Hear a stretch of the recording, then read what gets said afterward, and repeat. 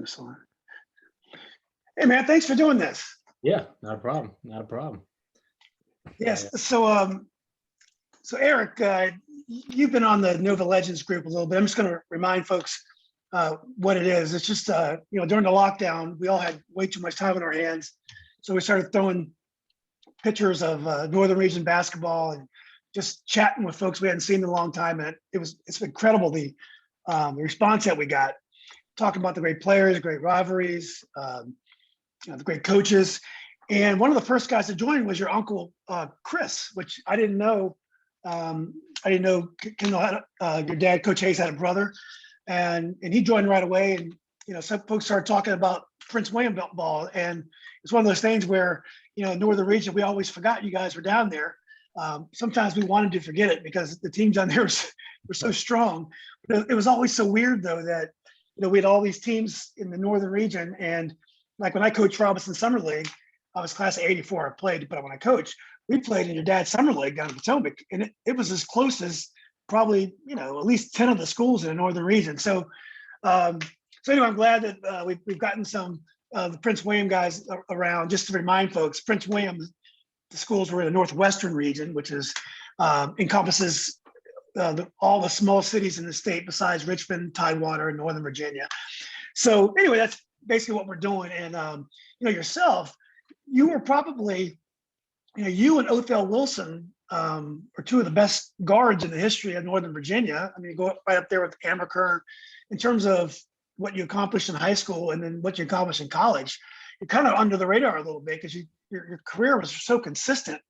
But anyway, thanks again for doing this. Yeah, thanks for having me. I'm honored to be here. It's been a lot of good guests, so I'm honored. Yeah. So anyway, why don't we just get started? Why don't you just tell us? I assume you probably lived somewhere close to Potomac, so I assume you probably grew up there and started playing your rec ball, and also your travel ball there. Yeah. So early on, I grew up early on, we lived in Stafford, in Aquia Harbor, and then my dad kind of went back and forth to Potomac from there, and that's kind of where I started my basketball journey. Is whenever I could really walk, I was going to practices with my dad and in the gym, just dribbling around and watching stuff and soaking stuff in. And, that's kind of where it all started. It's just going to practices at a real early age over at Potomac. You played, so you started playing at some point. I know that your dad said when you were a little kid, you dribble around during halftime of games, everyone would laugh at you and stuff. But I assume at some point you started playing rec ball, whatever. Did you just play basketball or did you play other sports?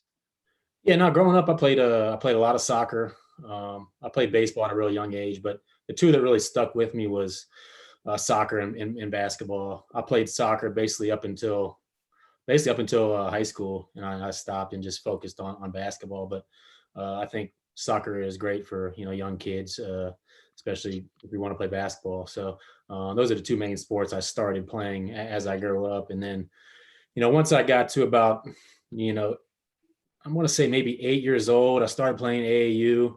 I played for a team down in Aquia for a year, and then after that, my dad started a team in Prince William, the Prince William Panthers. Go figure. But we had that team together basically from we were 10 years old all the way to 13 or 14, probably, maybe even up to 15 years old. We had some good players on that team, and we had a couple guys, kid I grew up with, Timmy Peterson, who played at Stafford, who was a real good player. Marcus Gainer was on that team at a very young age, who played at O'Connell and played at North Carolina. He was on that team up until like 13 or 14. So we had some good teams. A lot of the kids that I ended up growing up with and playing with, and ended up going to high school with and playing. Like Anthony Mills and Tron Patterson, and a lot of those guys all played on those AU teams with me growing up. So your dad tried his best to supplement with stars from other schools like Woodbridge and Hilton. He wasn't just trying to have a Potomac AAU team, right? No. I mean, at that point we were so young when we started. It was just trying to find the best kids in the Prince William County. That my dad had a pretty good reputation as a coach, and people wanted their kid to play for them, and Mhm. that's how we kind of got a good reputation as a program, and kind of built a very good team. I think our first season, I think we finished second in the nation down at the nationals, Wow. and we had some good teams. Had some good teams. Yeah. And you hear a lot about DC basketball, and you hear a lot about Prince George's County basketball, but I really think Prince William is one of the most underrated uh, counties for basketball in the country. I think if you count up the Division I players from Potomac, Hilton, Garfield, Woodbridge, Osborne Park, I mean, there's been so many Division I players. They may have had more. Prince William County is smaller than Fairfax County, Arlington, and Alexandria combined, but I bet you've probably had more Division I players than the northern region had. Yeah, I mean, Prince William County's had a lot a lot of good players over the years. Ever since me growing up watching, my dad's teams where he had almost, he had a Division I guy on the team pretty much every year. Growing up and watching, Roland Roberts and Mookie Feller, which he was a Division I caliber player. Never played there, but everybody knows he was capable of playing at the highest level. And just all throughout the county, all throughout Prince William. I mean, there's been so many great players, and I was fortunate to kind of grow up watching a lot of those guys play. Yeah, so we'll get back to the AAU, but in soccer, how good a soccer player were you? I assume you're probably a midfielder. Yeah, is that right? You're a midfielder? Yeah, early on, I was kind of up front, scoring a lot of goals because I was pretty athletic and was fast. And then as I got older and got taller, I kind of moved my way back on the field toward the midfield and then toward the defense. And I had size and pretty good speed. Right. But yeah, I thought I was pretty good. I mean, I think if I would have stuck with soccer, I think I could have. I could have went pretty far. I think it was a possibility for me to play college soccer if I kind of just stuck with it and focused on that. But my love was for basketball. Right. So you didn't love soccer like you love basketball. No, I mean, still today, I still watch a lot of soccer. I watch a lot of EPL, and I still enjoy watching. The national teams and World Cups. So it's still something that I watch, but that don't play anymore. Who's your EPL team? I like Tottenham. That's kind of my. That's kind of my. I'm team. Arsenal fans. I'm Arsenal. So we will talk. We will talk anymore soccer. My dad's adopted Liverpool, so we kind of got a little bit of a rivalry in the house. And he's had upper hand so far against me, but yeah, Liverpool's had a good run. So the Prince. So I know you play AAU with the Panthers, but who did the Prince William Stafford kids play travel with? So did you have your own travel leagues down there, or did you just played rec ball down there? Yeah, I mean, back then, like when I was real young, it was only basically, play boys and girls club leagues and those type of things. Once I started AAU, that's when we started traveling really. Once I got to about 10 years old, 11 years old, then we would start, traveling around, Virginia and surrounding states, PG County, Maryland, DC, to get into tournaments to play some, top competition because we thought, we were capable of competing with those type of teams. So when did you start following your dad's team around? So when they go to road games and stuff, when did you go to most of those games as well? Did you ride the bus, or did you start going to all the games at a young age? Yeah, I can't remember how young I was. I mean, probably when I was, 3 or 4 years old. I mean, my mom, it was either with my mom going to the games or I was on the bus. Most of the time I was on the bus. I wanted to ride with the bus. I wanted to be around the team and, be around all the coaches and stuff. I just thought it was the greatest thing ever just to be on the bus and going to these games with the players that he had and the teams that he had. And we had a lot of good teams to watch. So I had a lot of fun growing up. Who are the players that you looked up to the most on the Potomac players? I mean, my earliest kind of recollection, of really knowing the players was kind of that 94 team.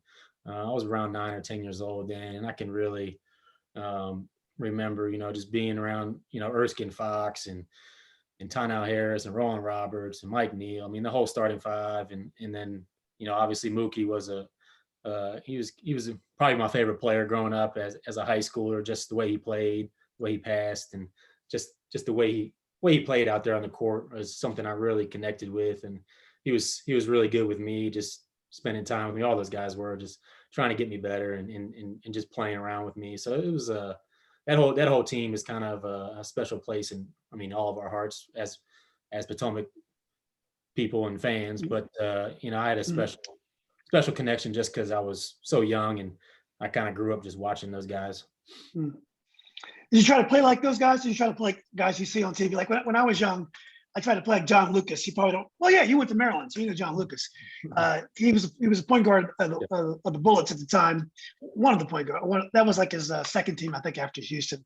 But the other point guard was Kevin Porter. So I tried to emulate those guys. And there was a guy at Robinson named Tim Lieber that he wasn't a big time player, but guys at Robinson know what I'm talking about. So did you try to play like them, or did you watch guys on TV and try to play like them, or both? I think I definitely was tried to play, like some guys like from Potomac, I mean, watching the way Mookie passed the ball.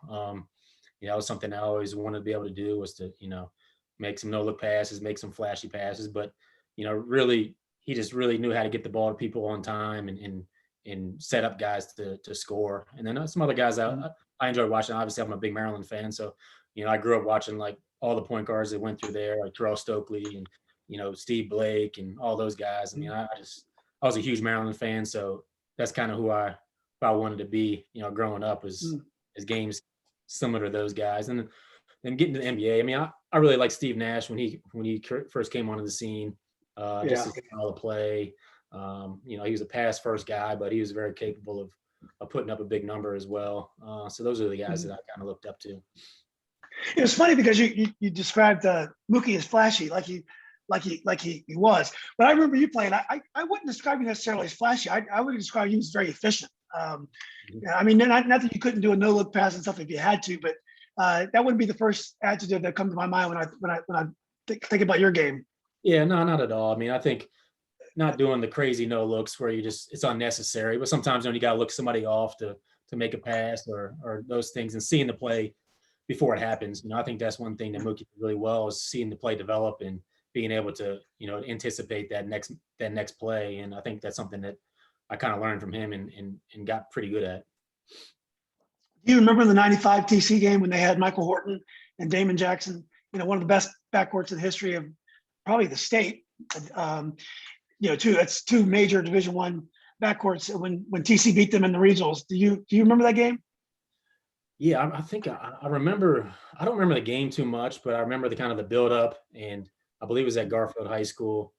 And I mean, just the amount of people that were there for a high school game trying to get into that game was something I'd never seen before. And it was pretty crazy. The line was just around the block, and people were desperately trying to get into that gym to watch that matchup. And I don't remember too much of the game, but I remember just being in there and how electric that atmosphere was.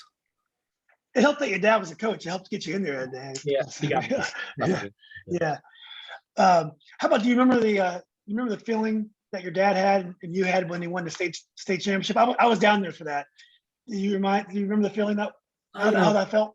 Vaguely. I mean, obviously it was a huge accomplishment, and it's something that we knew going into that year that was a real possibility of getting there and winning. And just I lived and died by if we won a game or not. So I'm sure I was going absolutely crazy when we won. There was times when we would lose a game and I'd be crying somewhere because we lost, and it was I was so invested in that back in that time that I'm sure I was elated. You're like the little girl and Remember the Titans. Every time Dad see you, you're crying and yelling at the refs and stuff. So getting close to your high school days, I should have mentioned another great guard. One of the best is Cliff Hawkins. Can't forget Cliff. What'd you think about Cliff? I'm sure you had to admire his game a lot too. Oh yeah, I mean, the first thing you notice about Cliff is his long arms, and is able to the way he defended. I think I watched maybe a month or so ago. I watched the game against Ron Curry down at the. Oh, you did? I'd love to see that. I'd love to get a hold of that if you have it. Yeah, I'll find it. And I'll send it over to you. But I mean, the way he defended, in that game, he scored a lot too. But that wasn't the main thing about him was scoring. I mean, he changed the game a lot on the defensive end, and you couldn't be lackadaisical with him when he was on you. And it was just he was a fun guy to watch.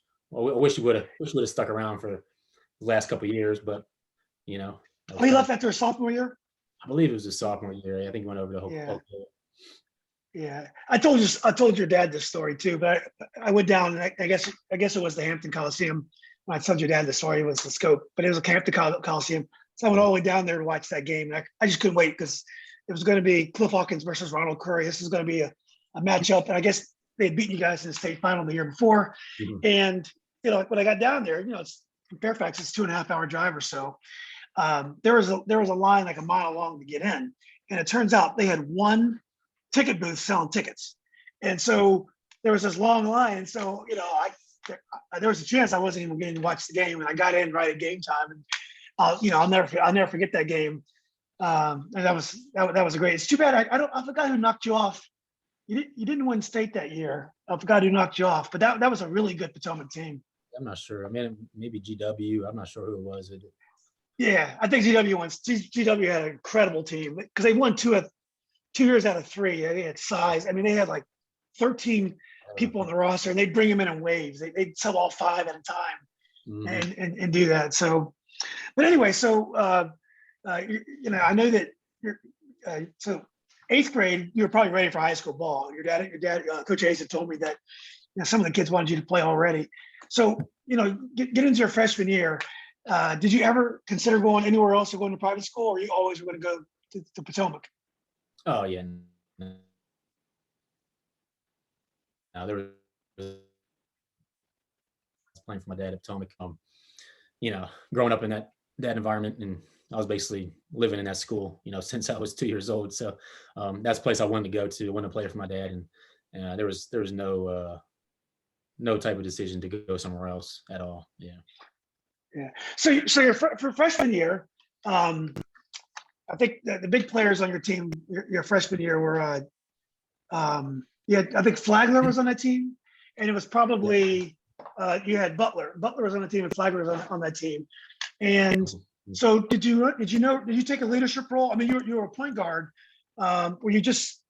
Was your role different as a freshman, or did you come right in and kind of take control of the offense?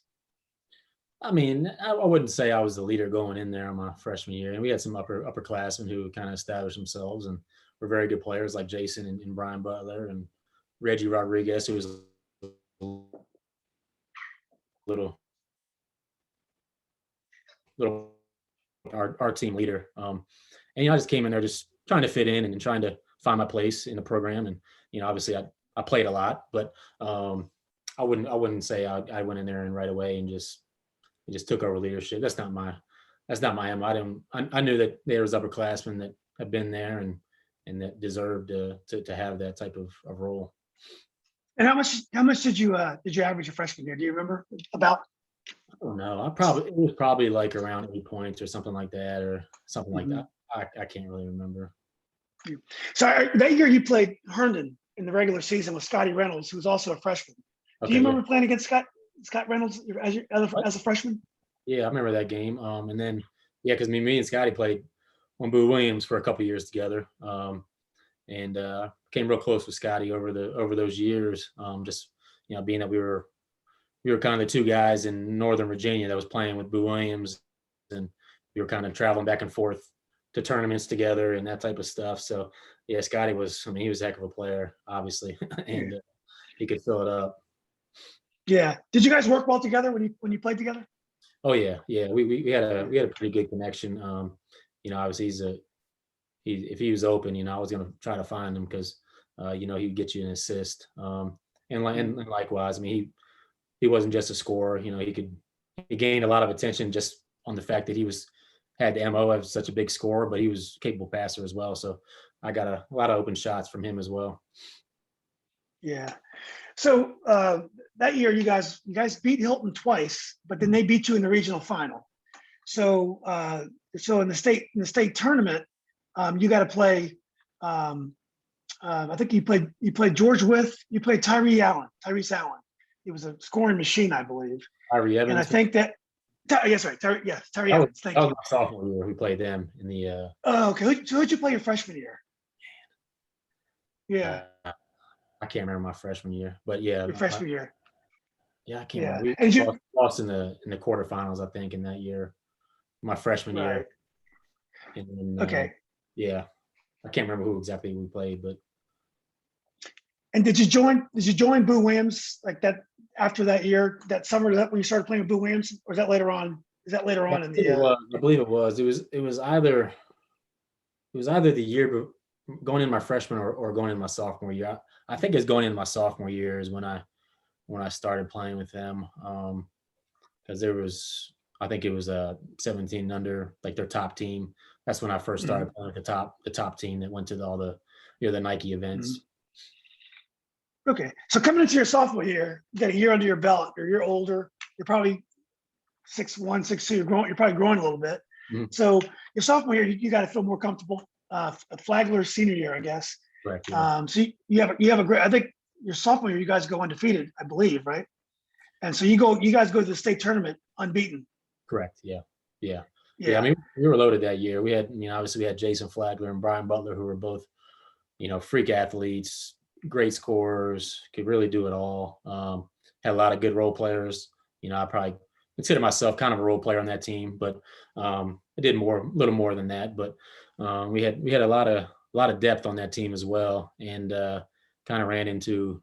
We had a tough Final Four matchups. I mean, like you said, I think we went in there. I think we actually played a Northern Region team in the state quarterfinal, South Lakes.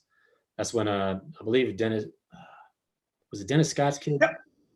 Yeah, I think it was Ola Adams and Chris Holmes. Guy named Chris Holmes. Yeah, The year before they got. Go ahead. I was thinking they like going into that game. I think they had a very good record. I don't know if maybe they lost one game or maybe they weren't.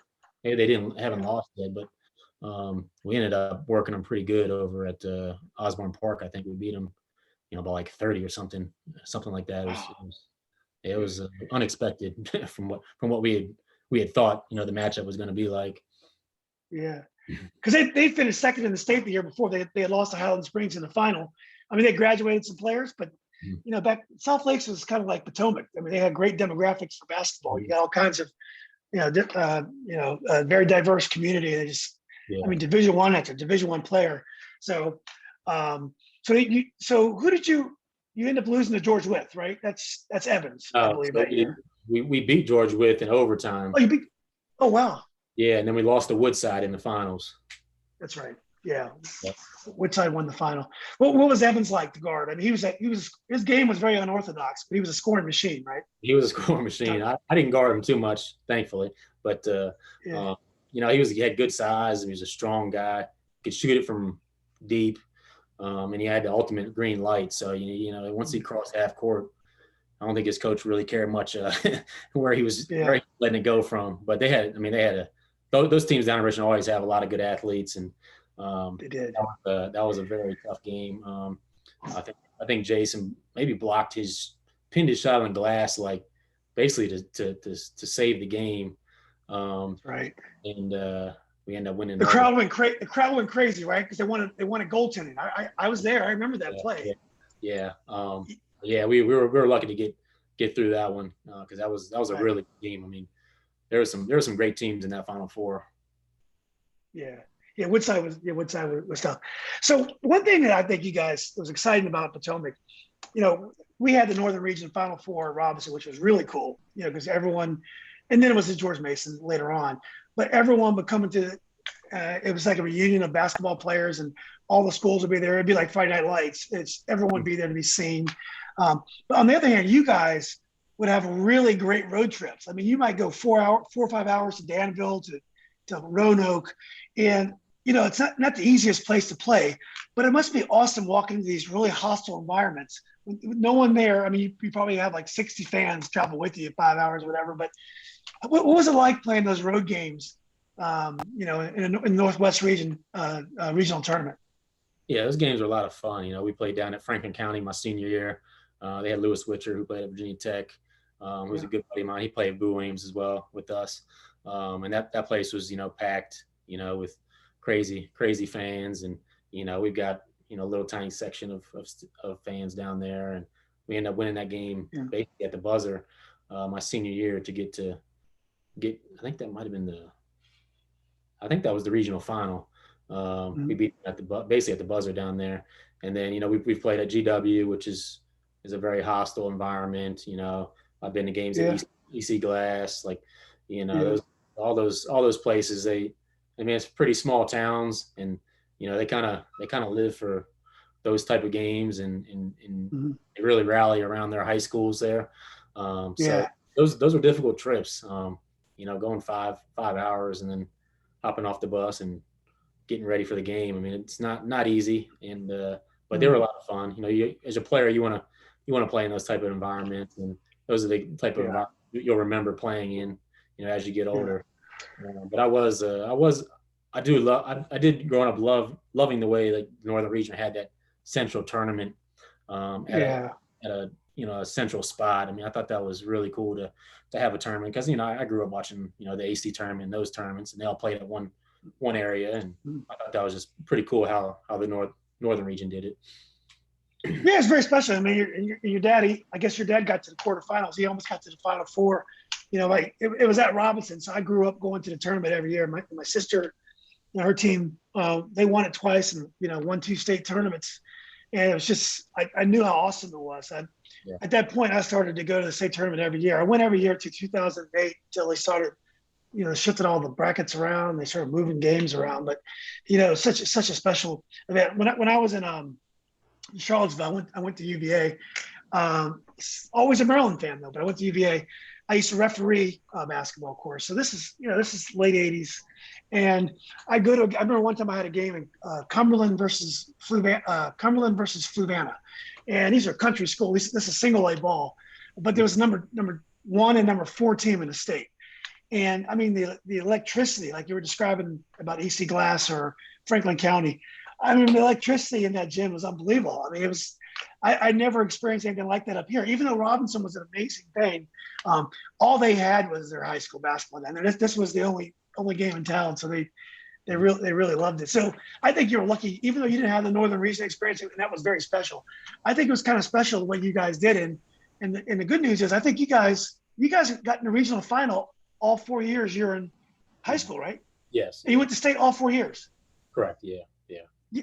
And then your junior year, sophomore year, you lost to Woodside in the state. How far did you get your junior year? Oh man, junior year we lost to one of the beach teams. Oh, actually, yeah, my junior year we lost to Percy Harvin. Right. Forgot what high school he went to down there Yeah. but he he apparently he had a track meet earlier in the day over at like won all the state record, beat all the state records in the track and field meet, and came over and beat us over at Freedom High School. So Is that awesome? yeah, Yeah. we should have won that game. Yeah. We kind of blew it late, but he was Mhm. a heck of an athlete as well. And who was with you on your junior team? Because Butler and Flagler had graduated. So who did your dad bring in reinforcements? It was basically, kind of the guys, similar guys that kind of grew up. I grew up with, Anthony Mills, Jacob Scruggs, Darrell Mhm. Pearsall, Teron Patterson. We had a good Yeah. group, and I Mhm. thought we were capable of going pretty far, but I ran into a couple great athletes that we couldn't get by. But Yeah. we had a good team. Yeah. You got to get the breaks too. I mean, these are 1 point games oftentimes, and then our momentum will shift, and then all heck can break loose. Yeah, I can remember Um, that do game. We lost in overtime, and there was a questionable goaltending call that didn't go our way in this game. So maybe it makes up for itself. But so yeah, that was kind of how that year ended. Yeah, and then your senior year again. You said you lost to who'd you lose to your senior year? We lost at GW down at GW my Yeah, senior year. That's that's my right. bad. So the reality, do you think the teams that you were there the 4 years, any of them can compare to the '95 champions? I mean, it sounds like to me that talent wise, you're right there. Just a matter of whether you can, execute, under pressure and make the big shots, I guess. Yeah, I mean, I think we could have competed with the '94 team. They had a little more size than what we had. That would have been our main issue is rebounding. They had Roland, who was just a beast down there at 6'5", 6'6", and Tonnell, and even Calvin Hargett coming off the bench. I mean, they had a deep, big team, and we had a couple guys who were 6'4", 6'5", but nobody that was kind of, I don't think wouldn't have been able to handle the size of a guy like Roland down low, which probably Mm. would have been our toughest matchup, I guess you would say, Mm. against that team. But I Mm. think they probably would have got the better of us. Mm. So you decided to go to University of Maryland. So how'd that come about? What was the process for that, for the recruiting process? Well, I mean, I was growing up, I was just a huge Maryland fan. I followed every other game, die hard. And I think my dad was a little bit of a fan as well, but I kind of just, for some reason, started watching them, and they were close by, and just really loved, watching their teams and Coach Williams' teams as I was growing up. And as I got older and as I got better, the interest started. Obviously, once I, kind of got on the scene my freshman year, and you know, uh, started with Boo Williams and going to all these big tournaments, the Nike tournaments, going to top 100 camps and Nike camps, and just getting that exposure. I think really helped my recruiting out at an early age. And I think I ended up either before or right after my sophomore year committing to Maryland. So I kind of Oh, is that just, right? yeah, I committed early because I kind of just, I knew where I wanted to go. And obviously I looked at other schools. I had pretty good relationships with some other schools. I really liked Beeline when he was at West Virginia. I loved the way they played. Who Yeah. used to go to their team camps a lot. So he got to see me play at the team camps. I I got fairly close with Herb Sendek, and Archie Miller was kind of my main recruiter at NC State. And we used to go up to his father's Christmas tournaments up in Beaver Falls, Pennsylvania, where his dad's a high school coach, and that's where Archie played high school basketball. That's right. We had kind of a connection with him, and then maybe the third school would have been Wake Forest back when Skip Prosser was there. Mhm. He sadly passed away, but had a good relationship with all those guys. But I knew once Maryland had offered me that there really was no looking back, and that I was gonna end up going there. Was Gary Williams involved in the recruiting process, or did he leave that to other recruiters? Yeah, I mean he was fairly involved. I think they kind of had a little bit of a carousel of assistants go through before I got there. Like Coach Dickerson was my main recruiter when he was there, and then after him, Coach Lonergan, who was at Yeah, I American know. GW in Vermont, and he kind of took over that role. And then I had Robert Moxley, who coached at NC State for a while and was at Maryland for a while, and then and Gary was kind of the center of it all. But yeah, we had a bunch of guys that were just following up on me and just staying in touch. I used to play, league ball for years after I got out of school. Until I was 35, I played in adult leagues. We always had really good teams, like former Northern Region players. I used to play against Lonergan because he's. I don't know if you know Art Jackson. Art Jackson's pretty connected in the basketball scene, but they were tight. And Chris, that dude could foul, man. He was a hack. He wasn't the biggest guy in the world. He would tear you up if you went down the lane. And I liked him. Scrappy little guard. Yeah. Yeah, him and the other guy, I think he was at Loyola, Entos. What was the big guy, Jimmy? They're always together. He also coached somewhere. I can't think of Jimmy's name, but he was on the scene as well. But yeah, there he is. Yeah. Jimmy would knock you down too. Yeah, that's how he coached yeah. too. Oh, there, yeah. I used to know those dudes, man. I don't miss them. So anyway, you go your freshman year, University of Maryland. Did you enjoy the campus? It's a different type of campus because it's not really. I mean, it has its campus, but it's very much in the suburbs and stuff. So did you settle in pretty good? And were you happy there? Yeah, no, I was very happy. It's it's a little bit of a spread out campus. It's probably a 20-minute walk from one side to the other or so, depending on how fast you're walking. But Yeah. no, I liked the campus a lot. I mean, it was obviously some of the surrounding areas weren't the greatest, but I always felt at home there. The campus life was great. We stayed in pretty good pretty good dorms and apartments. So yeah, I mean, I had a great time on campus there. And so your first year, I believe, that was DJ Strawberry was on that team. Yeah, he was a senior in my Yeah, freshman year. yeah, yeah. Did you ever meet his dad, Daryl Strawberry? Yeah, I met him a couple times. Yeah, he Yeah. came to a few games. And yeah, I met his dad. But yeah, DJ was kind of the main senior there. We had Mike Jones, who was a senior. Kenny Yeah. Abikwe was a pretty good big for us. Those were kind of the three main seniors that were there my freshman year. And you were like the third guard off the bench, right? Like kind of the sixth, seventh man. Yeah, Your first year there. yeah. I mean, I think I started out the year starting at the point, Mhm. and kind of throughout.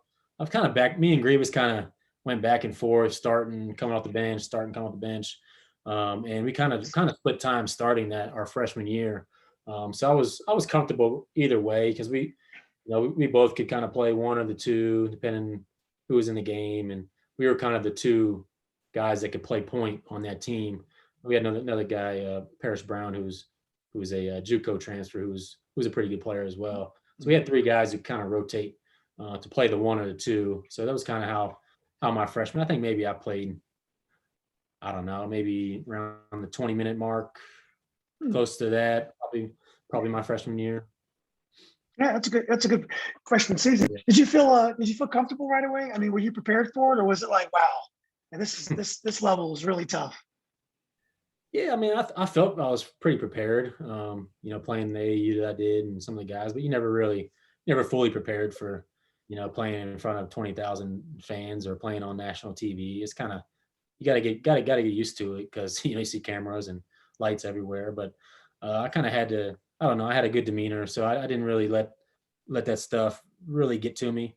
And as throughout the year, the more you're in front of that many people and the more you're on TV, the more comfortable you get. And I think that showed throughout the year for a lot of the young guys on that team that we kind of grew and got a little more comfortable as the year went on. What was it like the first time you went to Cameron Indoor Stadium? Was that like going down back to Franklin County?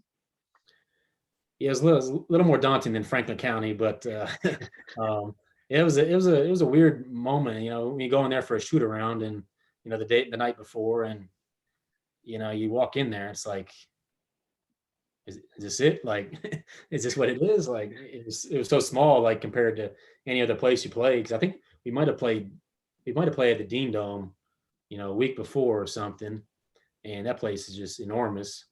And then you go a couple miles down the road to Cameron, and it looks like a high school gym. Looks like Franklin County, but once they get the fans in there, and once they get everything in there going, I mean, it's a completely different animal. I once took an AAU team. It was a lot of those guys were the South Lakes team that you played at state in 2004, and a lot of them, a couple of them I graduated the year before, but I took them to was it YBOA in Danville one year, and I wanted them to relax. So we took a road trip down to Chapel Hill and Durham. They really didn't want to see Duke, but they had to see the Dean Dome.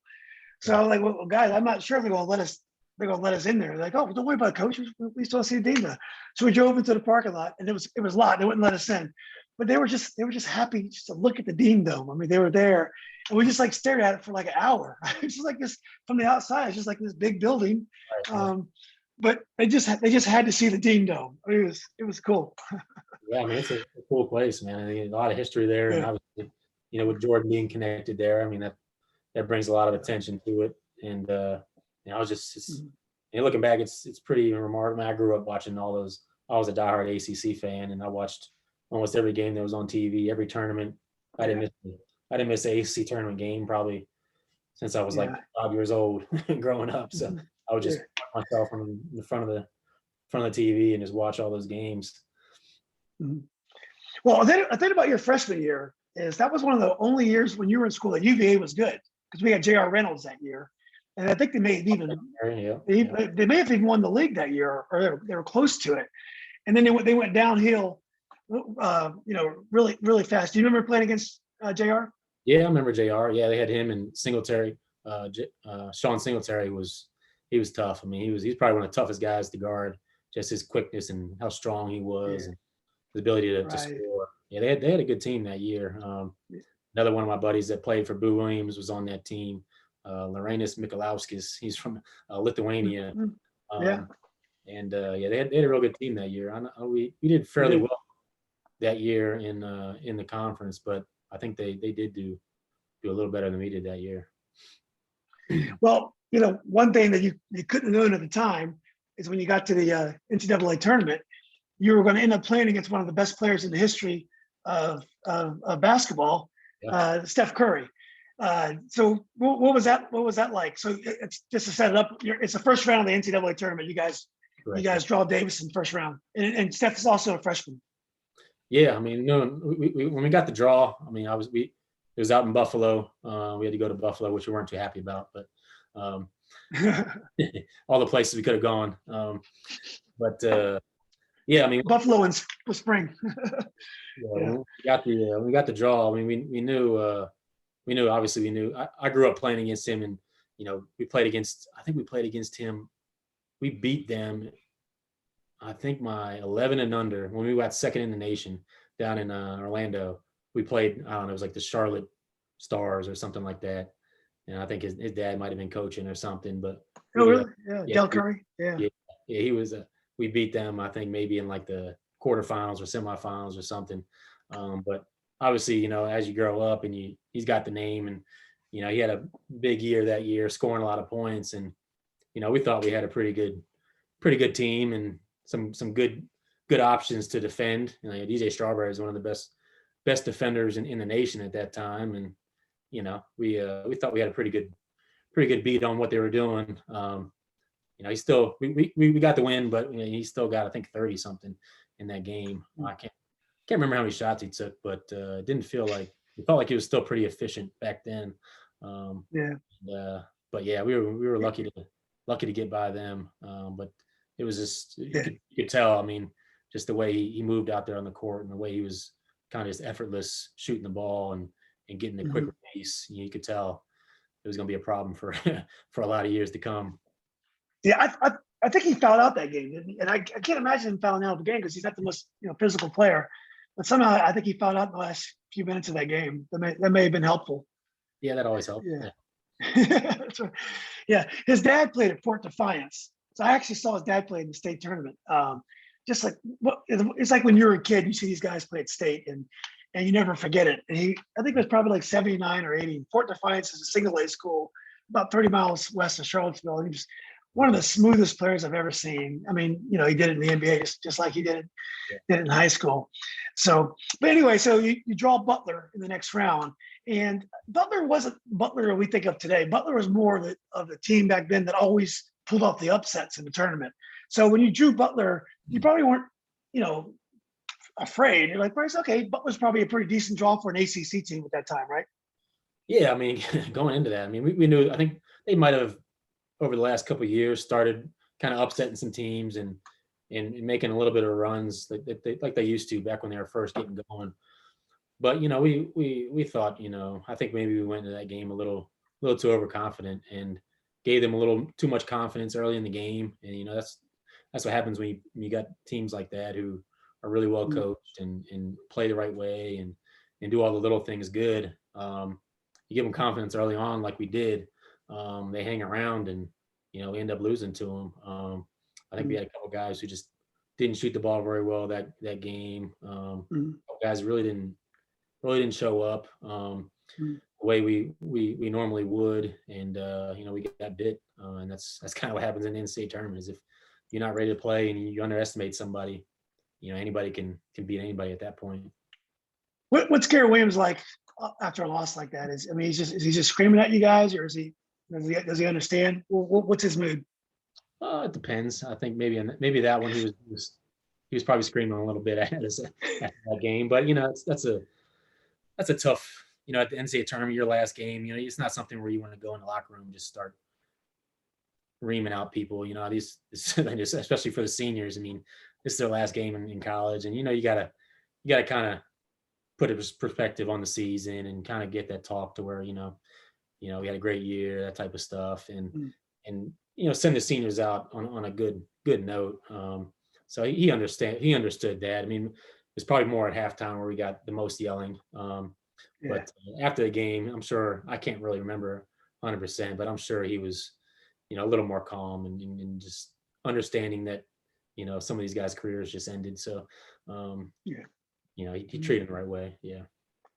I used to love when Gary Williams would yell at the guys on the bench for something the guys in the game did, something the guys in the game did. And the guys at the bench, they're just kind of like sitting there and say, Coach, we're just sitting here next to you. Yeah. I mean, that's what everybody says is the worst spot to be in is on the bench during the game. Cause anybody can get it. If you're not on point and not ready to go, you're going to get yelled at. So Yeah. a lot Yeah. of those assistant coaches took a little bit of beating over the years, but I think they prepared them for future years, and they were always ready because Coach Williams is ready to go. Yeah. Okay. So the next year you got some guys graduating. Strawberry's going to graduate, and Jones is graduating as well. So Grievous and you are going to have bigger roles going into your sophomore year. Is that right? Yes. Yeah. I think going in our sophomore year, we knew we had to step up a little bit. We had to carry a little more of the burden offensively, and I think we still had a pretty good nucleus of guys. James Gist, who was a very good player. He's still playing overseas. Bumbali Osby, who's a Virginia guy. He had a very good role for us. And then it was me and Gravis and Landon Milborn, who was another sophomore at that time. But we had a good group, and that year that was the one year we missed the tournament, and it was one of those years where we just had a couple games that let slip away. One in particular, toward the end of the year, we had Clemson at home. We were up fairly decent amount, and they had a late rally that they ended up beating us, and that was kind of a backbreaker game, to where if we would have won that game, we probably been safely in. And then after that loss, we knew we had to do some type of damage in the ACC tournament, and we didn't. So that's kind of the year we were kind of on the outside looking in, and we played the NIT that year. Did you feel much more comfortable in the court the sophomore year? First of all, when the seniors are gone, it's good to have them. It's good to have Strawberry and Jones, because they're great players and make you better. You have great options. Mm-hmm. But when you're more of the man, it does give you more confidence when you're being relied upon. Did you just feel more comfortable on the court your sophomore year? Yeah, for sure. At that point, it was kind of me and Gravis kind of both moved into the backcourt, as starters, and we kind of had to take on a little more of a. We weren't really the leaders of the team, but we kind of were in some aspects of, this is our second year playing, and we're played a lot our freshman year, and fans and people are expecting, a fairly decent jump going into our sophomore year to carry a little more of that load. So yeah, we were definitely more comfortable out there our sophomore years. And was there, we talked about Coach Williams a while ago, but was there an adjustment? You played for your dad for a very long time, and your dad's just a cool dude. Everyone loves your dad.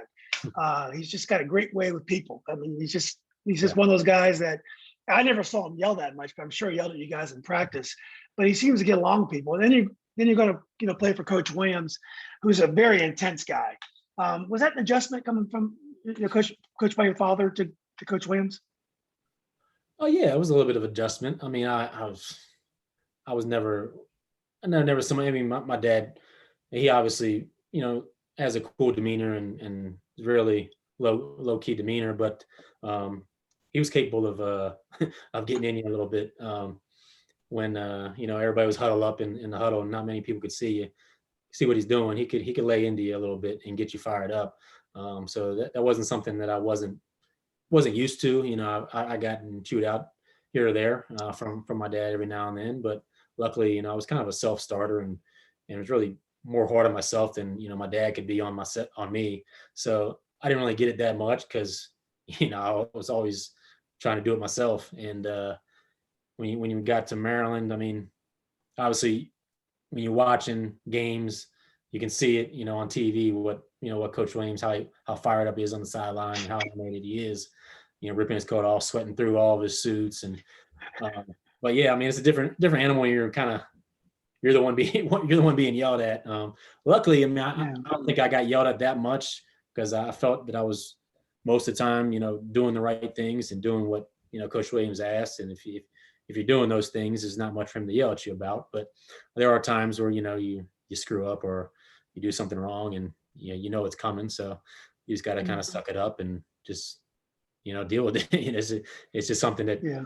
motivates you to get better. And that's kind of how I looked at it, is if he's not yelling at you or he's not getting after you, then he's really not you're really not on his radar, and he's really not getting you better. So that's kind of something I took pride in, was taking that type of approach from Coach Williams, just to kind of motivate me to get better. And I think that's what he's doing as well, is just trying to light a fire in guys when he's doing that.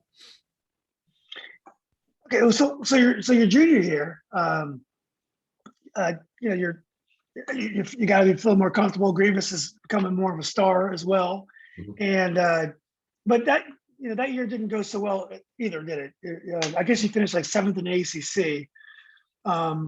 We had an interesting team that year. I mean, we obviously, me and Gravis and Landon Milborn were the kind of the three guys that have been there, and along with, obviously, a Northern Region guy, Dave Neal, who played at O'Connell, who was our starting center. So at his size, being ACC, having Dave as our center, I mean, he's 6'6" maybe, and ACC's got some big dudes, but I love Dave to death. I mean, he did such a great job that year. I mean, yeah, know how to use his body. He's such a smart player, one of the smartest players I played with, and he used that to his advantage on a lot of those bigger guys, and I think he got the best of a lot of those guys. But we had a team where we could lose to anybody on a given night. We could beat anybody on a given night. We over the years we beat, I think every 3 out of the 4 years we beat the eventual national champion.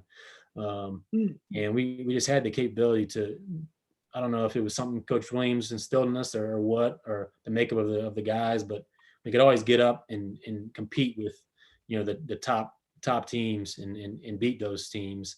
But that year, we kind of struggled. I don't know what it was, whether it was our size or what, but we went into the ACC tournament kind of needing to win a couple games in order to make the tournament. And it was down in Atlanta in the Georgia Dome, which is another tough place to play, just being in that big of arena. Luckily, we played in the year before in NIT. We played up at Syracuse at their dome, so we kind of had a little bit of experience playing in a big arena like that, where it's the depth perception is a lot different than what you're used to at any other arenas. And we beat a good NC State team in the first round, then beat a real good Wake Forest team who had, they had Ish Smith, they had James Johnson, who played in the NBA for a while. They probably had 3 NBA players on that team. We beat them in the quarterfinals, and then we lost to Duke by a pretty slim margin in the semis. And that performance in that ACC tournament kind of propelled us to getting into the tournament. So that was a huge tournament for us that year. And then you get into the NCAA. Who'd you guys play in the first round that year? I think we matched up with. I know you lose. Cal. We played Cal. I think we were the 10 seed. They were the 7 seed. We played Cal. They had a real good team. They had one kid, maybe it's Julius Randle, real little point guard who was real good. He played in the NBA for a little while. He's playing overseas, but they had a good team. We ended up beating them, fairly easily in the first round. And then the second round we matched up with Memphis back when Calipari was there, and they had they had quite a stacked team. They had who was their point guard that year? Real tall, probably like 6'7" point guard. He played in the NBA for a long time, right before Derrick Rose got there. But they had a real good team. I mean, we couldn't handle them. They had too much size and athleticism for us. I think that game actually got rescinded from their record a couple of years later, but so I'll take that as a win. But it's the same. Yeah. It's hard to win when their point guard is bigger than your center. Yeah. It's hard to win. Yeah, yeah, yeah. Well, this your senior year, your stats are very consistent in college, but you had an incredibly efficient senior year. I mean, yeah, you shot 45% from 3-point land, and you shot 50% from the field in total. It includes 3-pointers. And you just had a great senior year efficiency wise. Yeah, I mean, that's something I took pride in. I didn't take a ton of shots, but the ones that I took, I took pride in knocking them down, and I know that's what the team expected of me. That's what coach had me there for, is to make shots and obviously distribute the ball. So yeah, I mean, I think that's just something that I've worked at, and since I was a little kid, and in the driveway shooting, and shooting free throws and making sure I'm making those extra free throws that are just something that I just think you should be a good free throw shooter if you're a good shooter. So yeah, I think that's just going into my senior year, I was just really comfortable. As you go through your years in college, and obviously you're developing, you're getting better, you're getting stronger. And I think I just got to a point where I was just a really good shooter my senior year, and it showed with stats. One thing I also say about you is you're very durable. You knock on wood, I don't want to jinx you, but you seem like you didn't miss many games in your career, high school or college. You seem like you were there almost every night. I think I missed, maybe in high school I missed one, and that was kind of a voluntary. It was kind of a game before that.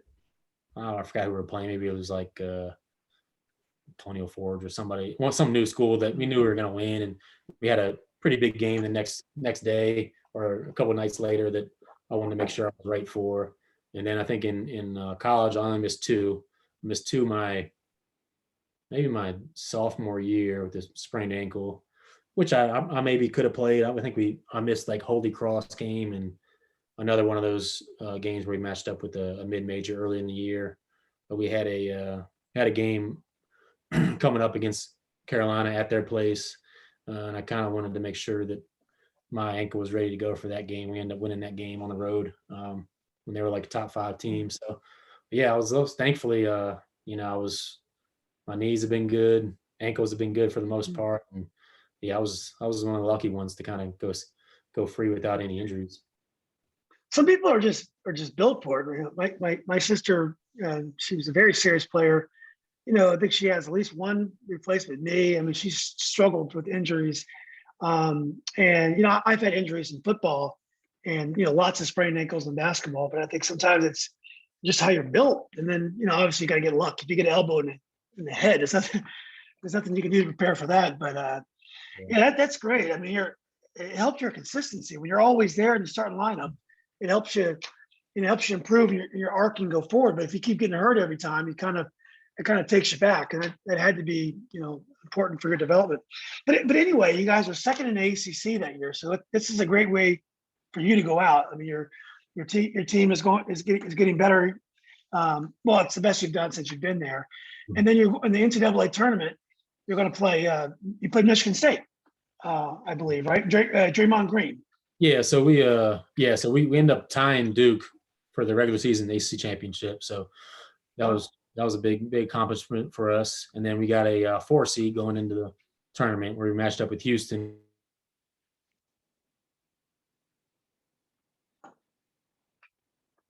Michigan State team who was the 5 seed. Yeah, I mean that's one game that I like to forget, but it was one of those games where we were down big early, just weren't playing well, and then in the second half we started kind of chipping away. I remember in our timeout early in the second half, one of the TV timeouts, we were just all just saying, hey, let's get it to 10. Let's get it to 10 before the 4-minute mark. And then we got it down to like maybe 8 or something before that 4-minute TV timeout, and that's when we kind of knew we had a chance to get back in it and possibly win the game. And we ended up taking the lead. Gravis hit a shot to put us up with like, I don't know, 6 seconds or something like that. And they got the ball out quickly, pushed it down the floor. And the guy was the freakiest thing I've ever seen. The guy comes down, on the left wing and kind of throws a pass to the trailer on the opposite wing, and big guy's running directly between the pass and like ducks out the way, like the ball goes right behind it. He ducks out the way of the ball right into the hands of the shooter, knocks it down at the buzzer, beat us. So it's one of those things where like, who ducks away from the ball? Like, what kind of instinct is that to just duck away from the ball? It was like, I never seen anything like it. But yeah, that's how the career ended there at Maryland, which was tough because we had a nice little setup. You know, they made the Final Four that year. Michigan State did, because Northern Iowa ended up upsetting Kansas in the second round, and that's who we would have matched up with, you know, in the Sweet 16. And I think we had the team to make it to the Final Four that year, I believe, because we could beat anybody that year on a given night, which kind of sucked. But hey, you know, that's the tournament. That's how things go sometimes. Well, you went out with probably one of your best games of your career. You had 18 points, you had 7 assists, and you had no turnovers. I mean, no turnovers against Michigan State. It's not easy to do the way they play defense. Yeah, I mean, that's something I took pride in. You know, is my assist to turnover ratio. I think throughout my career, that was one of the things that, you know, you could count on from me is taking care of the basketball and setting guys up and making shots. So those are the 3 things that I, you know, really focused on. So yeah, I mean, that's something that, you know, it's not easy to do in a big time game like that, to go without turnovers, especially when you've got the ball quite a bit of the time. Well, not to get you all fired up, but you know, I'm surprised you didn't make second team All ACC that year, or at least were you surprised? Were you honorable mention All ACC that year because you had such a great stat line? I think I might have been honorable mention. I don't know. I mean, there's a lot of great players that year in the ACC. Yeah. You know, I was always a little bit under the radar, I thought, with a lot of people, but you know, I don't think twice about it. Yeah, well, the career ends with a dummy pass, like a soccer play when you let the ball through. And but so what did you do next? So basketball's over, which is a very tough moment for a basketball player when a stage of your career is over, and then you have to decide what's next. What did you do next? Yeah, so I mean, I started getting ready. I signed with an agent, looking to, you know, possibly get to the NBA or play overseas and start playing professionally, and signed with an agent. And I went up to Chicago that summer. Started training for some pre-workout, NBA pre-workout stuff. Was up there for probably about a month or 2, training and getting ready, and had about 4 or 5 different workouts, you know, pre-draft workouts with some teams where they got, you know, 4 or 5 guys they bring in to kind of play, you know, 2-on-2, go through drills and that type of thing. I kind of knew that I wasn't going to get drafted, but, you know, going to those workouts and getting the exposure and having that on your resume is something that I wanted to have. And, you know, it really helped me, you know, once I got to the point where I knew I wasn't going to get drafted, then, you know, the focus starts turning towards, you know, getting me overseas and getting me on a team over there in a good situation. So, you know, after the draft happened, I ended up signing with a team in Spain. So that's when I kind of started my professional career. So where'd you go in Spain? What town or what city?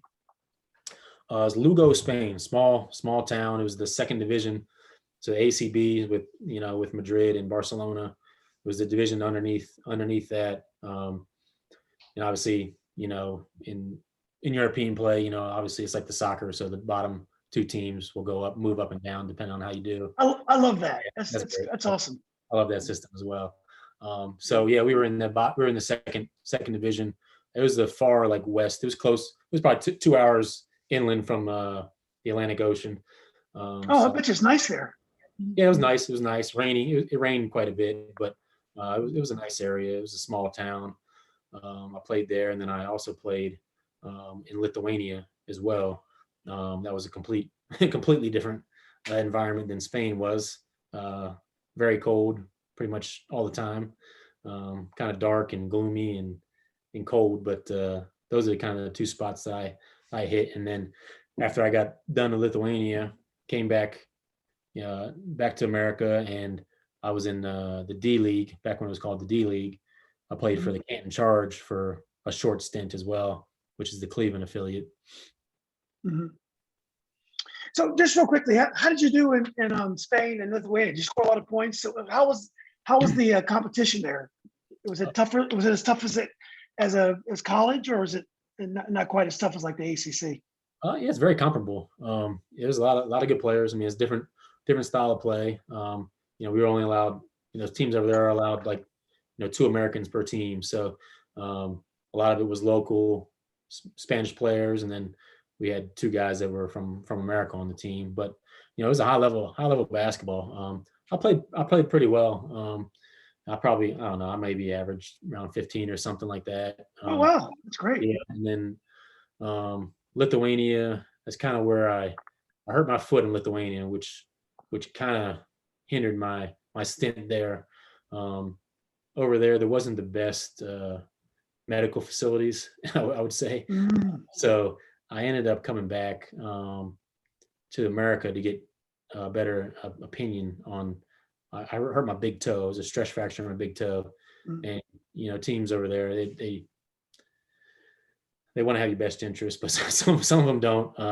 Some of them think you're not playing for a certain reason or this or that. So that's kind of a situation I got in Lithuania where I couldn't really put much pressure on my toe. So I came back here, and that was kind of the end of my time in Lithuania before I went to the D League. Wow. There was an NFL Hall of Famer named Jack Lambert. I don't know if you remember Jack Lambert, but he played for the Pittsburgh Steelers in the '70s. He was a very tough guy. I mean, like he had no front teeth. Just amazing middle linebacker. And he had to retire because he had a broken big toe. He never recovered from it, and he had to retire. It was just such a tough guy, but it was the big toe was what got him. He couldn't. I think one summer in Maryland, I had turf toe on the same right toe, and I mean, it's you can't. I mean, there's nothing you can do for it really except rest. That's a tough thing to do when you're in the middle of your career trying to get better. Yeah. So after the D League, did you decide to try coaching for a while, or what happened next? Yeah. So after the D League was over, which was an experience in itself. It was. I mean, when I was there, we probably had over the month or 2 I was there, we probably had 20 different guys come in and out of that team. They just cycle through guys, and every night you don't know who you're going to play with, and everybody's trying to kind of get their own to showcase, and it's just wasn't the type of environment that I thrived in as a kind of an unselfish playmaker type guy. But after that ended, I decided maybe to possibly get back into Maryland to possibly to coach, and I reached out to Coach Turgeon and their staff, and still knew a couple people within the athletic department, and they got me in there to be a grad assistant. So I was there for 2 years with Coach Turgeon. Well, and did you like coaching? I mean, as a son of a coach, it seems pretty logical that you would get into coaching next. Mm-hmm. Yeah, no, I enjoyed my time there as a grad assistant. You're not doing as much coaching as people would think. You're kind of a low man on the totem pole. You're helping guys. I mean, really, my main focus was player development and working with guys after practice and at nighttime when they wanted to get in the gym to work on their game. And we helped assistant coaches break down tape and cut film and get scouts ready for our next opponent.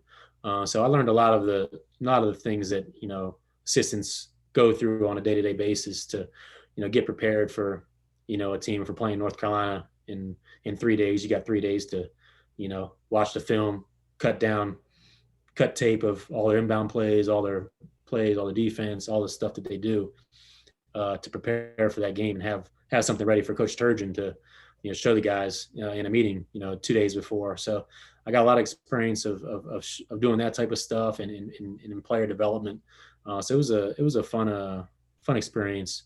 Of course, I was there as well to work on a graduate degree as well. So that kind of made the schedule real busy, because as a graduate assistant, I mean, you're pretty much there from early morning to late at night. So it was a busy schedule, but it was fun. Right.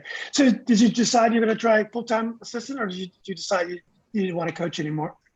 Yeah, going after my second year, I was kind of looking to possibly catch on with somebody. I wanted to go somewhere that I had familiarity with, or somebody that has coached me before, or somebody I knew. And unfortunately, really at that time, there really wasn't any of the guys on my coaching tree that were Mm. had the opportunity to really hire anybody or in a spot to do anything. So it kind of fizzled out, and I was kind of like, well, all right, well, maybe sometime down the line I'll look into it back again if somebody gets a job that I know, and just keep my options open. But at that point, I was just figuring, well, maybe it's not in the cards for me right now.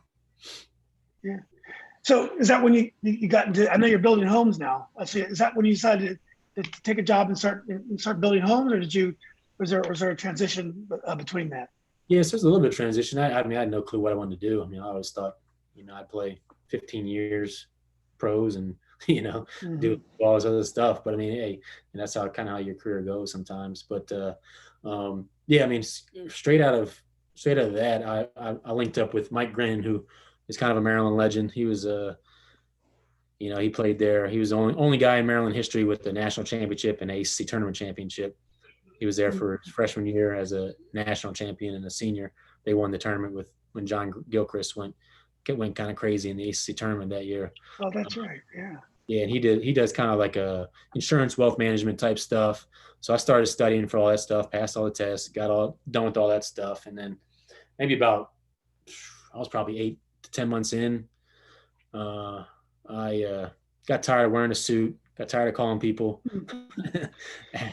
Stuff. Yeah, it's not my thing to bug people about that type of stuff. So decided it wasn't for me, and that's kind of when I made the decision to move down to Nashville, and kind of link up closer to my family, and so that's where I'm living now. I'm living in Nashville and building. So my brother-in-law helped start a company with his high school friends, who I work with now. We build houses here in Nashville.